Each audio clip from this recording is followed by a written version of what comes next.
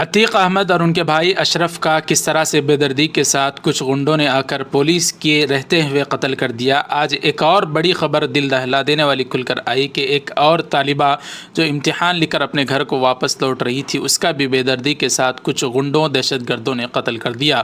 جی ناظرین، السلام علیکم ورحمۃ اللہ وبرکاتہ۔ پتہ نہیں اتر پردیش کی پولیس اور حکومت کیا کر رہی ہے کہ دن دہاڑے اور رات کی تاریکی میں پولیس کے رہتے ہوئے کچھ لوگ آ کر کیسے عتیق احمد اور ان کے بھائی کا قتل کر دیتے ہیں۔ اسی کے دوسرے دن یعنی ہفتے کے دن رات میں عتیق احمد اور ان کے بھائی کا واقعہ پیش آیا، اور آج پیر تاریخ 17 اپریل 2023 بروز پیر دوپہر میں ایک ہی یعنی 1.5 دن کے بعد اس طرح کا ایک اور خطرناک واقعہ پیش آیا۔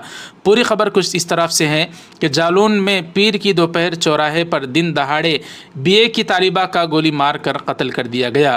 دراصل وہ امتحان دے کر لوٹ رہی تھی، تبھی پلسر بائک سوار 2 نوجوانوں نے اس کے سر میں گولی مار دی۔ واردات کے بعد حملہ آور اسلحہ پھینک کر فرار ہو گئے۔ بہن نے قتل کا الزام طالبہ کے جاننے والے نوجوان پر لگایا ہے۔ پولیس نے ملزم کے خلاف قتل کا مقدمہ درج کر لیا ہے۔ جہاں یہ واردات رونما ہوئی وہاں سے کوتوالی محض 200 میٹر دور ہے۔ پولیس نے لاش پوسٹ مارٹم کے لیے بھیج دی ہے۔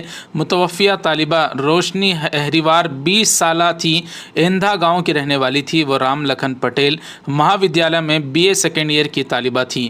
آج کالج میں امتحان دینے کے بعد وہ گھر لوٹ رہی تھی، تبھی صبح تقریباً 11:40 پر بائک سوار 2 نوجوانوں نے پیچھے سے آ کر اس کے سر کے قریب اسلحہ رکھ کر گولی مار دی۔ کچھ لوگوں نے ان حملہ آوروں کو پکڑنے کی کوشش کی، لیکن دونوں فرار ہونے میں کامیاب ہو گئے۔